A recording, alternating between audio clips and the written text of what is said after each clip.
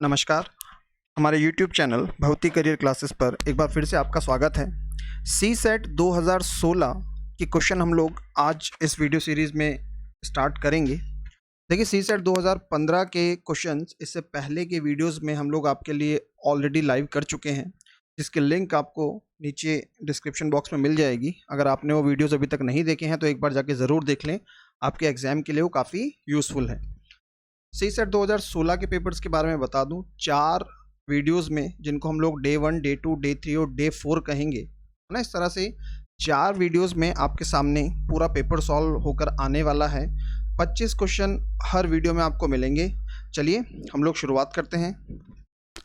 पहला जो प्रश्न है, देखिए उसके ऊपर कहा गया है, निम्नलिखित प्रत्येक शब्द के लिए एक संदर्भ दिया गया है। दिए गए विकल्पों में से वह शब्द अथवा वाक्यांश चुनिए जो तत्संबंधित संदर्भ में शब्दार्थ के सर्वाधिक निकट हो। क्वेश्चन सॉल्व करना स्टार्ट करें उससे पहले देखिए, इस तरह के जो 5 क्वेश्चन आपके सामने होंगे, उसमें से जनरली 3 क्वेश्चन आप बहुत आसानी से सॉल्व कर लेते हैं, लेकिन 1 या 2 क्वेश्चन में आप जल्दबाजी कर जाते हैं। आपको लगता है ये आंसर हो सकता है और कई बार वो आंसर गलत निकल जाता है। और अगर आप स्टेट फॉरेस्ट सर्विसेज पर फोकस कर रहे हैं तो उस 1 या 2 नंबर का जो इम्पोर्टेंस है वो आप बहुत अच्छे से जानते होंगे, है ना।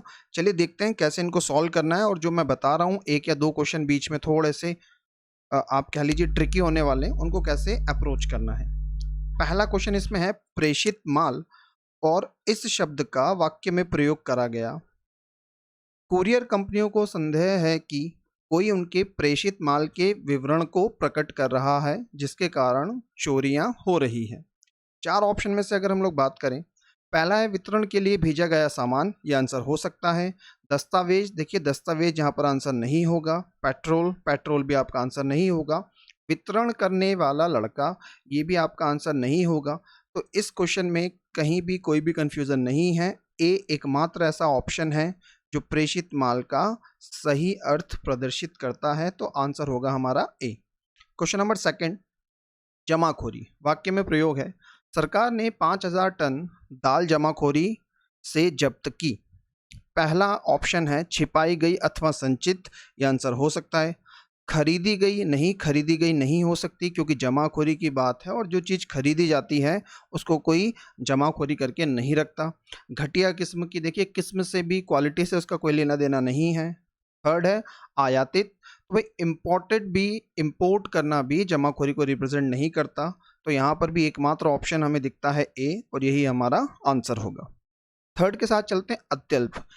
जो मैंने आपको वीडियो की स्टार्टिंग में बताया था कि कहीं कहीं पर कन्फ्यूज़न हो जाता है और गलती की संभावनाएं बढ़ जाती हैं, इस पर्टिकुलर क्वेश्चन पर वो बात अप्लाई होगी। ध्यान दीजिएगा। अत्यल्प, इस तिमाही कंपनी की समृद्धि में अत्यल्प गिरावट आई है। अब अगर आप यहाँ पे वाक्य देखें तो मैं समृद्धि को अंडरलाइन कर रहा हूँ, अत्यल्प को अंडरलाइन कर रहा हूँ और गिरावट को अंडरलाइन कर रहा हूँ। 4 ऑप्शन अगर आप देखेंगे तो पहला ऑप्शन है बड़ा बदलाव। भाई अत्यल्प का मतलब बड़ा बदलाव तो नहीं होगा, तो इसको हम लोग सिरे से काट देते हैं। वृद्धि होना, समृद्धि ऑलरेडी उपयोग में लाया जा चुका है, इसलिए वृद्धि होना भी यहाँ पर हमारा आंसर नहीं होगा। और अत्यल्प में जो हमें कन्फ्यूज़न होता है, हम लोग सामान्य तौर पर इसको कमी के संदर्भ में उपयोग में लाते हैं, है ना, इसलिए वृद्धि से इसका कोई लेना देना नहीं है। इस ऑप्शन को भी हम लोग काट देते हैं। सी ऑप्शन है हमारा थोड़ा सा बदलाव, और डी ऑप्शन है कम होना।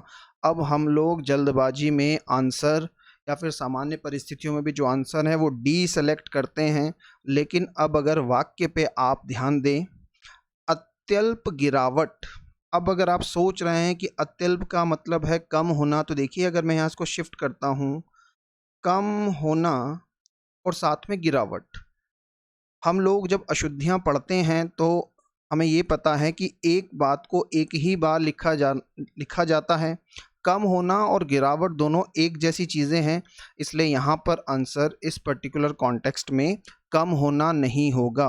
हमारा सही जवाब होगा थोड़ा सा बदलाव, और आयोग ने जो अपना आंसर दिया था वो भी सी ही दिया था। मैं उम्मीद करता हूँ इस तरह के क्वेश्चन में आप इस चीज़ का ध्यान रखेंगे और अपने एक अंक को गंवाएंगे नहीं। क्वेश्चन नंबर 4, आह्लादित, है ना। आह्लादित का सीधा सीधा अर्थ हमें वैसे भी पता होता है। एक बार वाक्य देख लेते हैं कि वाक्य में क्या प्रयोग किया गया, फिर नीचे से ऑप्शन चूज कर लेंगे। केलों को देखकर बंदर आह्लादित हो गए। अप्रसन्न, भाई केला देखकर कौन सा बंदर अप्रसन्न होगा, तो ये आंसर नहीं होगा। दुखी, ये भी आंसर नहीं होगा। अति प्रसन्न और आक्रामक, देखिए आक्रामक होना इस संदर्भ में हमें नहीं बताता, और आह्लादित का शाब्दिक अर्थ भी होता है अति प्रसन्न। क्वेश्चन नंबर 5, अगले प्रश्न पे चलें उससे पहले देखिए एमपीपीएससी प्री 2020 जिसकी डेट आपकी 25 जुलाई आई है, उसके लिए हम लोगों ने एक ऑनलाइन टेस्ट सीरीज लॉन्च करी है जो कि एकदम अपडेटेड सिलेबस पर बेस्ड है। 15 full length test, 10 unit test और सी सेट के 3 टेस्ट आपको इसमें मिलने वाले हैं। ये टेस्ट सीरीज स्टार्ट होगी 1 जुलाई से। 1 जुलाई 2021 से ये टेस्ट सीरीज स्टार्ट होगी। कुछ बातें मैं यहाँ पर आपको और बता दूँ। बाइलिंगुअल टेस्ट है, इंग्लिश हिंदी दोनों भाषाओं में आपको मिलेंगे। डेमो टेस्ट अवेलेबल है, आपको एक डेमो टेस्ट फुल FLT और एक यूनिट, है ना, ये दोनों डेमो टेस्ट आपको मिल जाएंगे। तो एटलीस्ट एक बार ये डेमो टेस्ट जरूर अटेंड कर लें, और अगर आपको लगता है कि हाँ कुछ यूज़फुल चीज़ मिल रही है उसके बाद ही हमारी टेस्ट सीरीज़ को परचेस करें, जिसकी फ़ी हम लोगों ने मात्र 199 रुपये रखी है।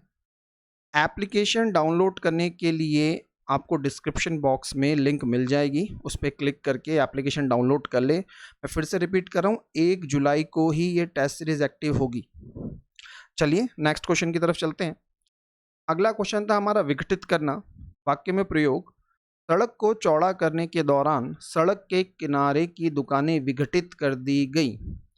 वैसे तो बहुत क्लियर इसका अर्थ समझ में आ रहा है, दिए गए ऑप्शंस में से चूज करते हैं। पुनर्स्थापित करना, जी नहीं, पुनर्स्थापित करने की बात नहीं चल रही। ध्वस्त करना, ये आंसर हो सकता है। खाली करना, ये आंसर नहीं होगा। और विभूषित करना ये भी आंसर नहीं होगा, है ना। इसलिए ध्वस्त करना हमारा यहाँ सही आंसर बनेगा। देखिए आप एक चीज़ ध्यान दें कि मैं किसी भी आंसर को डायरेक्ट सही नहीं कर रहा हूँ, क्योंकि ऐसा होता है कई बार कि दिए गए ऑप्शंस बहुत क्लोज मिल जाते हैं और हम लोग जल्दबाजी में गलत ऑप्शन का चुनाव कर बैठते हैं। पहले 5 प्रश्न हम लोगों ने सॉल्व कर लिए हैं। प्रश्न नंबर 6 की तरफ बढ़ते हैं। प्रश्न नंबर 6 हमारे लिए एक गद्यांश था, जिसको हम लोग अपठित गद्यांश भी कहते हैं। गद्यांश पढ़ लेते हैं और उसके नीचे दिए गए प्रश्नों पर चर्चा कर लेते हैं। गद्यांश कुछ ऐसा है, भारत के विभिन्न भागों में आम लोगों ने जिस वीरता का प्रदर्शन किया वह अभूतपूर्व था। निहत्थे पुरुष और महिलाएं लंबे जुलूसों में पुलिस स्टेशनों पर कब्जा करने के लिए पंक्तिबद्ध होकर आगे बढ़े, जबकि उन पर भारतीय पुलिसकर्मियों द्वारा गोली चलाई गई। गोलियों से बहुतायत में जान से मारे गए, बहुत से घायल हो गए। फिर भी थोड़ी रुकावट के बाद जुलूस आगे बढ़ता गया। एक घटना में एक वृद्ध महिला स्वेच्छा से जुलूस के आगे आगे राष्ट्रीय ध्वज लेकर मार्च कर रही थी। वह 3 गोलियां खाकर भी मरते समय तक ध्वज को ऊंचा करके उठाए रही। उसने ऐसा इसलिए किया क्योंकि वह युवा पुरुषों को प्राण निछावर नहीं करने देना चाहती थी, जब तक कि उसकी उम्र वाले लोग जिंदा थे। इसके प्रश्न देखते हैं। देखिए बहुत सीधे क्वेश्चन ये होते हैं, जो भी प्रश्न दिए गए हैं वो एज इट इज़ आपको इस गद्यांश में मिल जाते हैं। जैसे कि पहला प्रश्न, निहत्थे पुरुष और महिलाएं लंबे जुलूसों में पंक्तिबद्ध होकर आगे बढ़े। कारण क्या था? राष्ट्रीय ध्वज को कब्जे में लेने के लिए नहीं, भारतीय पुलिसकर्मियों को गोले मारने के लिए नहीं, पुलिस स्टेशनों पर कब्जा करने के लिए। ये हमारा सही जवाब होगा। अगर आप इसको देखें, निहत्थे पुरुष और महिलाएं लंबे जुलूसों में पुलिस स्टेशनों पर कब्जा करने के लिए पंक्तिबद्ध होकर आगे बढ़े। सीधा सीधा गद्यांश में ये लाइनें हमारी लिखी गई हैं। क्वेश्चन नंबर 7, निहत्थे पुरुषों और महिलाओं पर किसके द्वारा गोली चलाई गई? तो देखिए क्लियर लिखा हुआ है, उन पर भारतीय पुलिसकर्मियों द्वारा गोली चलाई गई। तो आपका आंसर होगा डी। अगला प्रश्न है, लेखांश में बहुतायत शब्द का क्या अर्थ है? अब इसके लिए आपको गद्यांश वापस पढ़ने की ज़रूरत नहीं है, या इसका उत्तर आपको गद्यांश में नहीं मिलेगा। ऑप्शंस जो हैं उसमें से हम लोग चूज़ करते हैं संगीत। बहुतायत का अर्थ होता है बहुत से या अधिक मात्रा में। संगीत इसका उत्तर नहीं होगा, ढोल की आवाज़ भी उत्तर नहीं होगा। देखिए ऑप्शन नंबर सी जहाँ पर लिखा हुआ है बहुत से। जुलूस भी इसका उत्तर नहीं होगा। प्रश्न क्रमांक 9, वृद्ध महिला ने अपने प्राण दे दिए क्योंकि? पहला ऑप्शन है, उसे एहसास नहीं था कि भारतीय पुलिसकर्मी उसे गोली मार देंगे। उसके बच्चों ने उसे मजबूर किया था। वह युवा लोगों को मरने नहीं देना चाहती थी जब तक कि उसकी उम्र के वृद्ध लोग जिंदा थे। यदि आपने पैसेज को ध्यान से पढ़ा था तो सी ही आपका आंसर है। अगर पैसेज में हम लोग इस बात को खोजें, उसने ऐसा इसलिए किया क्योंकि वह युवा पुरुषों को प्राण निछावर नहीं करने देना चाहती थी जब तक कि उसके उम्र वाले लोग जिंदा थे। सीधी सीधी ये बात हमें पैसेज में मिलती है। ऑप्शन नंबर सी हमारा सही जवाब है। प्रश्न क्रमांक 10, जब बहुत से लोग गोली से मारे गए और घायल हो गए तो उसके बाद जुलूस एकदम से रुक गया। जुलूस में केवल वृद्ध लोग बचे। जुलूस में केवल नेता लोग थे और साधारण लोग नहीं बचे। जुलूस थोड़ी रुकावट के बाद फिर से आरंभ हो गया। हम लोग अगर ये पैसेज में देखें, देखिए यहाँ पर लिखा हुआ है, गोली से बहुतायत में जान से मारे गए, बहुत से घायल हो गए, फिर भी थोड़ी रुकावट के बाद जुलूस आगे बढ़ता गया। मतलब सही ऑप्शन होगा हमारा डी, जुलूस थोड़ी रुकावट के बाद फिर से आरंभ हो गया। ठीक, एक बार फिर से ये टेस्ट सीरीज का डिस्क्रिप्शन है, मैं अभी हार्डली 2 मिनट पहले आपसे चर्चा कर चुका हूँ, आप एक बार नज़र इस पर और मार लें। केवल एक बात और बताना चाहूँगा मैं फिर से कि 1 जुलाई 2021 से हमारे एप्लीकेशन पर आपको ये टेस्ट सीरीज़ मिलेगी। एप्लीकेशन की लिंक नीचे डिस्क्रिप्शन में दी गई है, आप वहाँ पे जाके हमारा ऐप डाउनलोड कर सकते हैं। क्वेश्चन नंबर 11 से 15 एक बार फिर से हमारा नया पैसेज है, देख लेते हैं पैसेज को। आज भी ग्रामीण इलाकों के लोग नीम के बहुमुखी गुणों के प्रति सजग हैं। इसको शायद ही कभी काटा जाता है और इसका मानव बस्तियों के आसपास रोपण किया जाता है। परंपरागत आज्ञप्ति के अनुसार मध्य ग्रीष्म में अर्थात अप्रैल में भारतीय नववर्ष आने पर जब नीम पर सुवासित सफ़ेद पुष्प प्रचुर रूप से प्रस्फुटित होते हैं तो इसके छोटे छोटे पुष्पों को गुड़ के साथ पकाकर एक विशेष उपपकवान बनाया जाना चाहिए। यह एक सुस्वाद टॉनिक है जो नए वर्ष के आरंभ का प्रतीक है और लोगों को याद दिलाता है कि जीवन एक मीठे और कड़वे अनुभवों का सम्मिश्रण है। बाद का मनोभाव कल्पनाशील ज़्यादा लगता है क्योंकि नीम के पुष्प कड़वे नहीं होते जबकि पत्ते और फल कड़वे होते हैं। ये पुष्प विशिष्ट रालदार सुगंध वाले और हल्के कसैले स्वाद के होते हैं। नीचे के 5 प्रश्न देखते हैं। सबसे पहला, निम्नलिखित कथनों में से कौन सा सही है? नीम के फल, फूल और पत्तियां कड़वी होती हैं। यदि आपने पैसेज पे ध्यान दिया हो तो उसमें बहुत स्पष्ट रूप से कहा गया है कि जो फूल हैं वो कड़वे नहीं होते, इसलिए ऑप्शन नंबर ए हम लोग काट देंगे। फिर कहा गया नीम के पत्ते कड़वे होते हैं, फल और फूल नहीं, जबकि बताया गया है हमें कि केवल फूल हैं जो कड़वे नहीं होते, फल भी कड़वे होते हैं, जिसको हम लोग निम्बोली भी कहते हैं। ऑप्शन नंबर सी, नीम के फल कड़वे होते हैं, पत्तियां और फूल नहीं। तो देखिए नीम के फल तो कड़वे होते हैं, साथ ही साथ पत्तियां भी कड़वी होती हैं, तो ऑप्शन नंबर सी भी हमारा आंसर नहीं होगा। ऑप्शन नंबर डी बचता है, वही हमारा आंसर होने वाला है। एक बार पढ़ लेते हैं, नीम के फल और पत्ते कड़वे होते हैं जबकि फूल कड़वे नहीं होते, अर्थात ऑप्शन डी सही है। क्वेश्चन नंबर 12, नीम के फूल के बारे में पूछा जा रहा है। सुवासित और पीले रंग के होते हैं, तो देखिए पीले नहीं, ये सफ़ेद रंग के होते हैं, इसलिए हमारा ऑप्शन नंबर ए सही नहीं होगा। सफ़ेद रंग के होते हैं, ये बात तो सही है, लेकिन कड़वे नहीं होते, इसलिए ऑप्शन नंबर बी भी गलत हो जाएगा। बहुत बड़े और विशिष्ट रालदार सुगंध वाले होते हैं। देखिए कहीं भी पैसेज में ये नहीं कहा गया कि उनका साइज़ क्या होता है, इस वजह से ऑप्शन नंबर सी को भी मैं सेलेक्ट नहीं कर रहा। ऑप्शन नंबर डी, सफ़ेद और रालदार सुगंध से सुवासित होते हैं, ये हमारा सही जवाब होगा, क्योंकि देखिए ये पुष्प विशिष्ट रालदार सुगंध वाले, ये बात यहाँ लिखी गई है, जबकि सफ़ेद रंग उनका होता है, ये पैसेज में ऊपर बताया गया था। अगर हम लोग पैसेज में इस बात को ढूंढें तो देखिए यहाँ पर लिख रखा है, नीम पर सुवासित सफ़ेद पुष्प प्रचुर रूप से प्रस्फुटित होते हैं।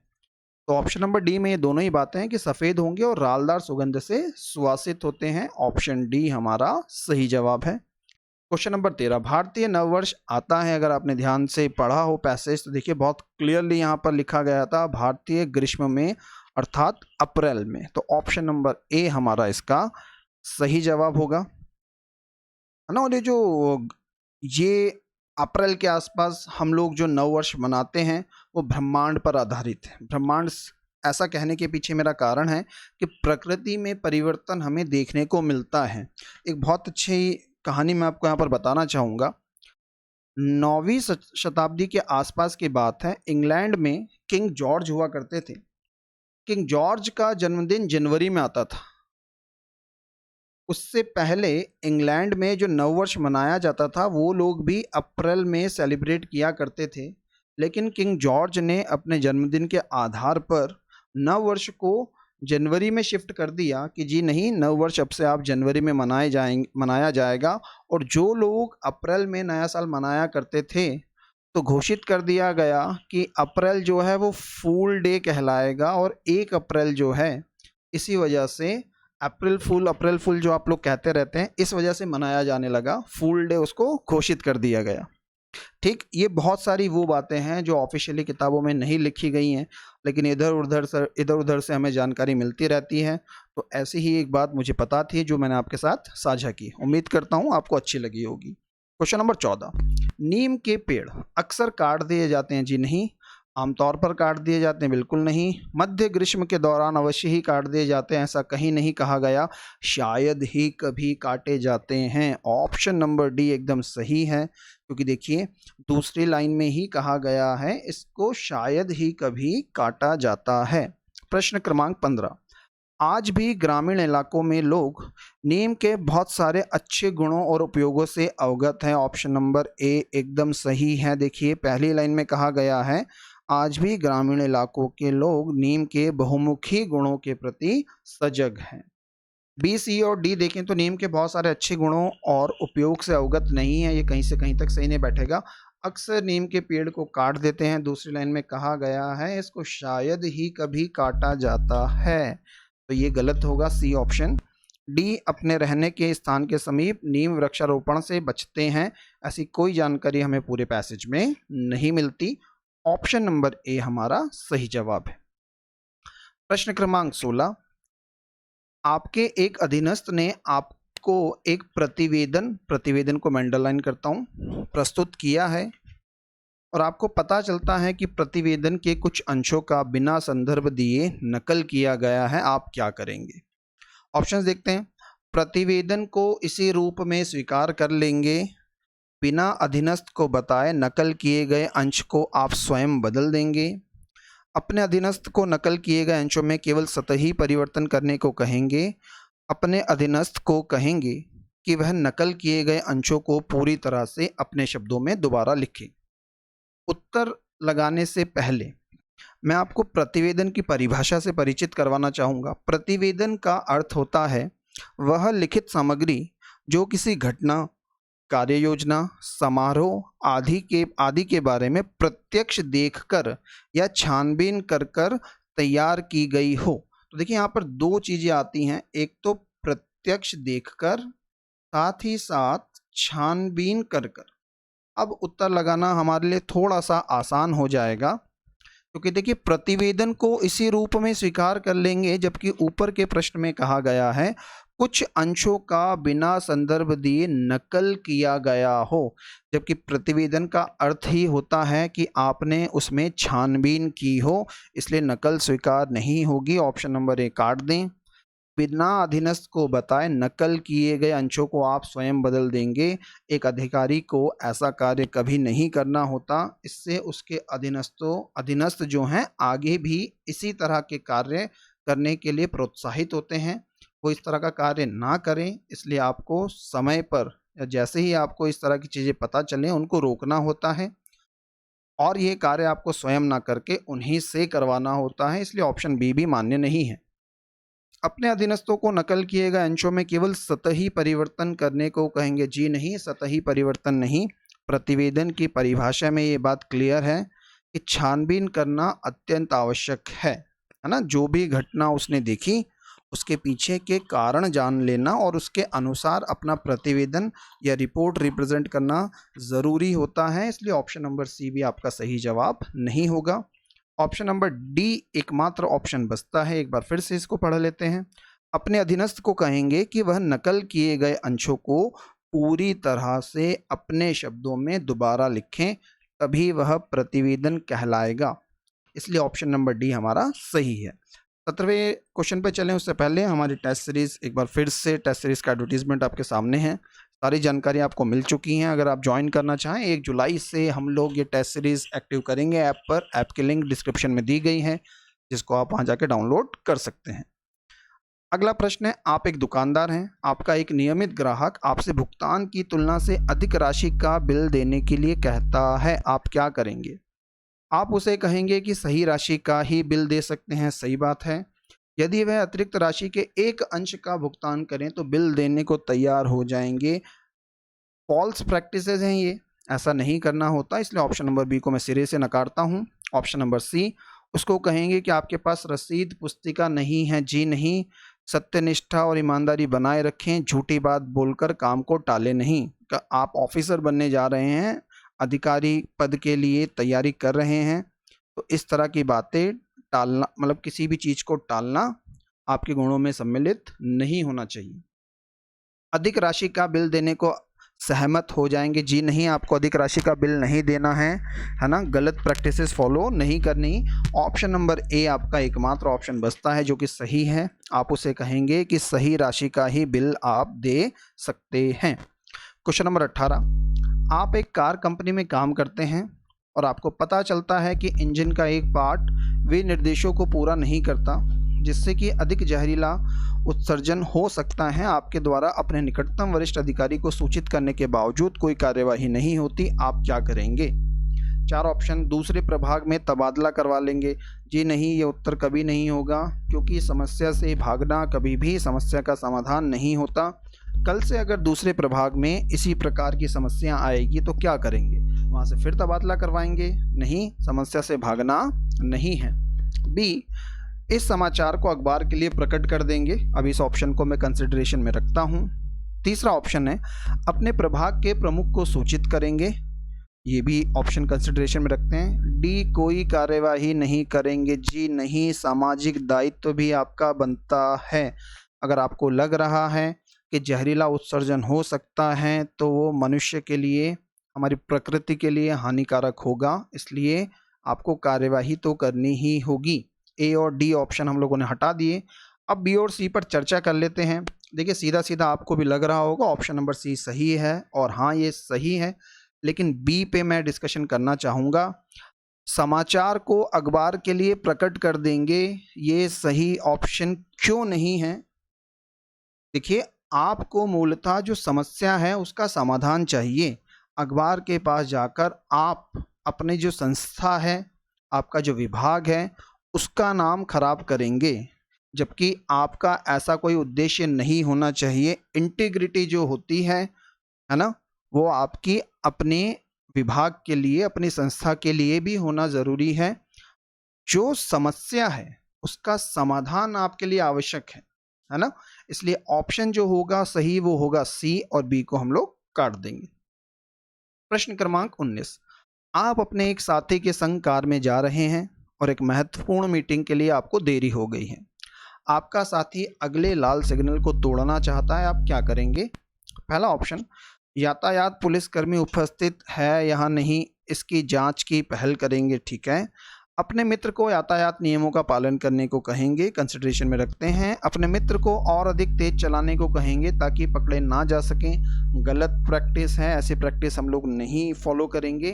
साथ ही साथ तेज चलाने से आपका खुद का भी एक्सीडेंट हो सकता है, और दुर्घटना से देरी भली हम बचपन से सुनते आए हैं। Option number C cancel. D, अपने मित्र को कहेंगे कि यदि सड़क पर कोई यातायात नहीं है तो सिग्नल तोड़ना ठीक है। देखिए, ये भी गलत बात है। आप ये जानते हुए भी कि अगर ये कार्य आप करने जा रहे हैं और वो गलत है तो आप उसको कभी नहीं करेंगे, यही अधिकारी के गुणों में सम्मिलित होता है। तो ऑप्शन नंबर डी को भी मैं काटता हूँ। ए और बी मैंने छोड़े थे, उन पे चर्चा करेंगे। बी सीधा सा हमें सही जवाब दिखता है, क्योंकि देखिए ऑप्शन नंबर ए, यातायात पुलिसकर्मी उपस्थित है या नहीं इसकी जांच की पहल करेंगे, मतलब कहना ये चाह रहा है कि अगर पुलिसकर्मी होगा तो रुकेंगे, और अगर नहीं होगा तो हम लोग सिग्नल तोड़ के निकल जाएंगे। जी नहीं, ये सही बात नहीं है ना। अपने आप को क्या जवाब देंगे? ऑप्शन नंबर ए गलत है। यहाँ पर एक बात और, अगर आप लेट हो गए हैं तो कहीं ना कहीं आपकी स्वयं की गलती रही होगी, है ना। और अपनी गलती को छुपाने के लिए यातायात के नियम तोड़ना सही बात नहीं है। ऑप्शन नंबर बी सही जवाब है। ऐसा देखिए अक्सर रूटीन लाइफ में भी हम लोग देखते हैं कि कई लोग इस तरह की दुहाई देते हैं कि मैं वहाँ जा रहा हूँ, मुझे जल्दी है, मुझे जाने दो, है ना। आपने देखा होगा ना कई लोगों को बहस करते हुए सड़क पर, जबकि हकीकत ये होती है उनको ये स्वीकारना होता है कि अगर जल्दी थी तो भाई थोड़ा समय से घर से निकलते, बेकार यहाँ पर बहस करके आप सिर्फ और सिर्फ अपना समय खराब कर रहे हैं। यदि कोई गलती करी है तो उस गलती की सजा भुगतिए, जो भी चालान है वो चालान जरूर जमा करवाएं। क्वेश्चन नंबर 20, आपके पड़ोसियों ने अपने परिसर में बहुत सारे पेड़ काट दिए हैं क्योंकि उनके कहने के अनुसार घरों में घने पत्तों के कारण बहुत अंधेरा रहता है। आप इस स्थिति को कैसे संभालेंगे? इसे नज़रअंदाज कर देंगे? जी नहीं, नज़रअंदाज नहीं करेंगे। पड़ोसियों से लड़ेंगे, लड़ने से कोई नई पत्तियां उग नहीं आएंगी, ये भी सही जवाब नहीं है। उपयुक्त अधिकारियों को सूचना देंगे, ये आपका एक सही जवाब हो सकता है। ऑप्शन नंबर डी पे भी विचार करेंगे। अपने परिसर में क्षतिपूर्ति के लिए वृक्षारोपण करेंगे, जी नहीं, ये सही जवाब नहीं है, क्योंकि वृक्षारोपण के बाद वो पेड़ बनेगा, उसमें बहुत समय लगेगा। साथ ही साथ यदि आपके परिसर में इतनी जगह नहीं है तो आपके लिए करना संभव नहीं है। साथ ही साथ ये आपका रहवासी क्षेत्र है ना। पेड़ होने से कुछ दिक्कतें तो हो ही सकती हैं, लेकिन उपयुक्त अधिकारी को सूचना देंगे, ये एकदम सही जवाब है, क्योंकि अब ये एक लॉ भी बना हुआ है और उस नियम के अनुसार, उस लॉ के अकॉर्डिंग आप बड़े पेड़ को काटने से पहले वन विभाग की या फिर संबंधित विभाग की परमिशन अनिवार्य है। ऑप्शन नंबर सी हमारा सही जवाब है। 21 से हम लोग स्टार्ट करते हैं। आप एक पुलिस अधिकारी हैं, आप सुनते हैं कि आपके प्राधिकार क्षेत्र में एक फसाद उभर रहा है जो तुरंत कार्यवाही ना करने पर एक बड़े दंगे में बदल सकता है। आप क्या करेंगे? अपने वरिष्ठ अधिकारी को सूचित करके प्रतीक्षा करेंगे, ठीक है, अभी कंसिडरेशन में रखते हैं। तत्काल कार्यवाही करके वरिष्ठ अधिकारियों को सूचित करेंगे, इसको भी कंसिडरेशन में रखते हैं। केवल दंगे से प्रभावित होने वाले लोगों के आधार पर अपनी कार्यवाही के तरीके पर निर्णय लेंगे, इसको भी कंसिडरेशन में रखते हैं। डी है, कार्यवाही करने से पहले दंगा शुरू होने की प्रतीक्षा करेंगे, ये तो एकदम से गलत चुनाव है। अब देखिए यहाँ पर होता क्या है कि हम लोग प्रश्न को सही से नहीं पढ़ते, और अभी आपको भी ये लग रहा होगा कि ए या बी में से कोई एक जवाब होना चाहिए, जबकि हकीकत ये है कि ये दोनों ही जवाब सही नहीं हैं। ऑप्शन नंबर सी सही है। कारणों पर हम लोग चर्चा करते हैं। आप सुनते हैं कि, देखिए ये बहुत ज़रूरी वर्ड है, सुनते हैं कि। और एक अधिकारी की सबसे बड़ी क्वालिटी होती है कि वो केवल सुनी सुनाई बात पर विश्वास ना करें, उसकी जांच करना बहुत आवश्यक है। ऑप्शन नंबर सी अगर आप देखें, आपने सुना है कि ऐसा होने वाला है, दंगे हो सकते हैं, तो तैयार रहना ऐसी परिस्थितियों के लिए आपके लिए बहुत आवश्यक है। ऑप्शन नंबर बी मैंने इसी बेसिस पे काटा कि तत्काल कार्यवाही करके वरिष्ठ अधिकारियों को सूचित करेंगे। जी नहीं, तत्काल कार्यवाही आप एकदम से उठ के नहीं चले जाएंगे सुनी सुनाई बातों पे। पहले आपको डिसाइड करना होगा, आपको निर्णय लेना होगा कि क्या ये जो बात मैंने सुनी है, जो सूचना मुझ तक आई है, क्या वो सही है। सी में ये बात देखिए बहुत स्पष्ट रूप से कही गई, केवल दंगे से प्रभावित होने वाले लोगों के आधार पर अपनी कार्यवाही के तरीके पर निर्णय लेंगे। ये एकदम सही बात है, क्योंकि देखिए जो लोग उन दंगों में शामिल होने वाले हैं, उन दंगों से प्रभावित होने वाले हैं, अगर आप सीधा उन पर कोई एक्शन ले लें तो आम जनता पर इसका प्रभाव नहीं पड़ेगा। इसलिए ऑप्शन नंबर सी दिए गए ऑप्शन में से सबसे सही चुनाव है। डी तो हमने सिरे से नकार दिया था, ए और बी हमने कंसिडरेशन में रखे थे, और अंततः विश्लेषण करने के बाद हमने ये पाया कि जो सबसे सही और उपयुक्त जवाब है वो है ऑप्शन नंबर सी। 22वां क्वेश्चन, आप एक छात्रावास के वार्डन हैं। हर जगह सूखा पड़ने के समय छात्रगण वर्षा नृत्य, इंग्लिश में आपने इसका नाम ज़्यादा सुना होगा, रेन डांस, है ना। हो सकता है आपने कई बार ये करा भी हो। जब जनरली आप किसी वाटर पार्क वगैरह में जाते हैं तो वहाँ पर रेन डांस चलता रहता है। हाँ जी, वर्षा नृत्य करना चाहते हैं जिससे कि पानी की काफ़ी बर्बादी होगी, आप इस स्थिति से कैसे निपटेंगे? छात्रों से बात करके उन्हें विश्वास दिलाएंगे कि वे बिना पानी की बर्बादी के उत्सव मनाएं, सही ऑप्शन है। बाकी ऑप्शंस पे भी विचार करना ज़रूरी है।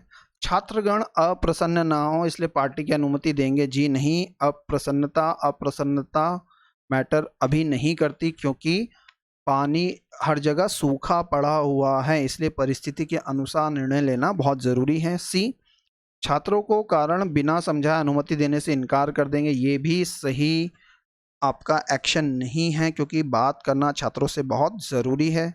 डी, यदि छात्र पानी के टैंकर का भुगतान करने को तैयार हो जाते हैं तो अनुमति दे देंगे, जी नहीं। ये भी बिल्कुल गलत ऑप्शन है ना, क्योंकि बात केवल पैसे की नहीं है, सूखा पड़ा हुआ है।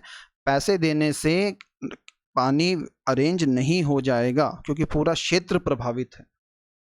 ऑप्शन नंबर ए हमारा सही जवाब होगा, जिसमें कहा गया है कि छात्रों से बात करेंगे, उन्हें विश्वास दिलाएंगे कि बिना पानी की बर्बादी के उत्सव मनाएं। और जब बात आप करेंगे तो बात करने से बात अक्सर बन जाया करती है ना, छात्र मान जाएंगे आपकी बात को। ऑप्शन नंबर ए आपका सही जवाब होगा। प्रश्न क्रमांक 23, आपके कार्यालय में काम कर रही एक महिला को उसका पूर्व प्रेमी उत्पीड़ित कर रहा है। यह व्यक्ति आपका सहकर्मी है। इस समस्या से निपटने के लिए महिला आपकी राय मांगती है, आप उसको क्या कहेंगे? आप उससे कहेंगे कि आप अपने सहकर्मी से इस बारे में बात करेंगे, जी ये सही लगता है। दूसरा, आप उस सहकर्मी के मित्रों और परिवारों से बात करेंगे और उन्हें लड़के को सलाह देने के लिए कहेंगे, जी नहीं, बात को वहाँ तक नहीं लेके जाना है।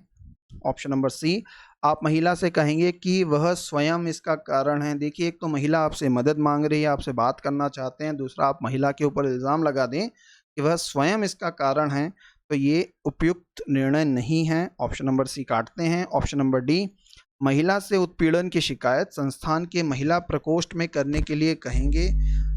जिस व्यक्ति के संदर्भ में बात कही गई वह आपका सहकर्मी है, बिना उसके विचार जाने सीधा कड़ा निर्णय ले लेना सही बात नहीं है, इसलिए ऑप्शन नंबर डी भी उपयुक्त नहीं बैठता। ऑप्शन नंबर ए एकदम सही बात है ना, कि आप उस सहकर्मी से इस बारे में बात करके देखें कि वह ऐसा क्यों कर रहा है, शायद समस्या का समाधान इस प्रकार से सबसे बेहतर निकल सके। तो 23वें का आंसर होगा हमारा ऑप्शन ए। 24वें क्वेश्चन की तरफ हम लोग बढ़ते हैं। आप दो मित्रों के साथ ट्रेन में यात्रा कर रहे हैं, आपके टिकट का दर्जा आरएसी यानी रद्द होने की स्थिति में आरक्षण है, जिसको हम लोग इंग्लिश में रिजर्वेशन अगेंस्ट कैंसलेशन भी कहते हैं। जब टिकट निरीक्षक आता है तो वह आपको घूस देने की शर्त पर 3 शायिकाएं देने पर सहमत हो जाता है, आप क्या करेंगे? पहला ऑप्शन, घूस देने को राजी हो जाएंगे क्योंकि यात्रा लंबी है, जी नहीं, बिल्कुल गलत जवाब। दूसरा, घूस देने को मना करेंगे और अपने आवंटित सीटों में बैठकर यात्रा करेंगे। अभी इसको मैं कंसिडरेशन में रखता हूँ, है ना, आगे थोड़ा डिस्कस करके फिर उस ऑप्शन को एक्सेप्ट या रिजेक्ट करेंगे। सी, यात्रियों को धमकी देकर उनकी शायिकाओं पर जबरदस्ती कब्जा कर लेंगे। दारा सिंह बैठा होगा, मार मार के पसलियाँ तोड़ देगा, इसलिए ऐसा ऑप्शन कभी चूज ना करें। ऑप्शन नंबर डी, अपने एक मित्र को जो रेलवे में एक अधिकारी है फ़ोन करेंगे और उसके द्वारा टिकट निरीक्षक से आपको बिना घूस के शायिका देने के लिए कहलवाएंगे। देखिए, इन दोनों ऑप्शन में से कोई एक सही होगा। अगर ऑप्शन नंबर बी का विश्लेषण हम लोग करें, घूस देने को मना करेंगे और अपने आवंटित सीटों में, देखिए सीट तो आवंटित हुई ही नहीं है, तभी तो वो आरएसी है, रद्द होने की स्थिति में आरक्षण मिलेगा, इसलिए ऑप्शन नंबर बी भी हमारा इस आधार पर रिजेक्ट होता है। ऑप्शन नंबर डी एकमात्र ऑप्शन आपके पास बचता है और दिए गए 4 ऑप्शन में से सबसे सटीक ऑप्शन यही होगा। क्वेश्चन नंबर 25, यहाँ से हमारे मैथमेटिक्स के क्वेश्चन चालू होते हैं, चलिए सॉल्व करते हैं। प्रश्न बोलता है, यदि किसी संख्या में उसी संख्या को 13 बार योग करने पर 112 आता है तो वह संख्या क्या होगी? हम लोग देखिए, मान लेते हैं संख्या है x, उस संख्या को 13 बार और योग करना है, मतलब x इंटू 13 का योग करेंगे और जब ये योग करेंगे तो उत्तर आना चाहिए 112, अर्थात 14x की वैल्यू हमारे पास 112 बनेगी। 14 का पहाड़ अगर आपको आता है तो 14 8 112 होता है, x का मान बनेगा 8। ऑप्शन नंबर ए यह हमारा सही जवाब होगा। अगले प्रश्न पर बढ़ने से पहले देखिए एक बार फिर से हमारे टेस्ट सीरीज का एडवर्टीजमेंट आपके सामने है। 15 full length test, 10 unit test और 3 सी सेट, कुल 28 टेस्ट आपको यहाँ पर मिलेंगे जो कि बाइलिंगुअल होंगे। डेमो टेस्ट हम आपको दे रहे हैं, है ना। फीस भी बहुत कम है, 199 रुपये। आप यहाँ पर एक चीज़ का और ध्यान दें, कि हम लोगों ने कहीं ऐसा नहीं करा है कि पहले 1000 रुपये फ़ीस है, फिर उस पर इतना डिस्काउंट देकर आपको इतने कम में दे रहे हैं, है ना। ऐसा नहीं है। जो हमें लगता है कि हाँ हकीकत में समय के अनुसार इतनी ही फ़ीस होनी चाहिए, वही फ़ीस हम लोगों ने आपके लिए रखी है। कॉन्टैक्ट नंबर हमारा दिया गया है, अगर आपको कोई जानकारी चाहिए हो। 1 जुलाई को ये टेस्ट एक्टिव होंगे। ठीक, आज के वीडियो में हम लोग इतना ही कवर कर रहे हैं। आगे के वीडियो लेकर जल्द ही आप लोगों के सामने जुड़ेंगे। अगर आपने हमारे चैनल को अब तक सब्सक्राइब नहीं करा है तो प्लीज़ डू कंसिडर सब्सक्राइबिंग, ताकि इसी तरह के इम्पोर्टेंट वीडियोज़ लेकर हम लोग आपके सामने आते रहें। Thank you so much.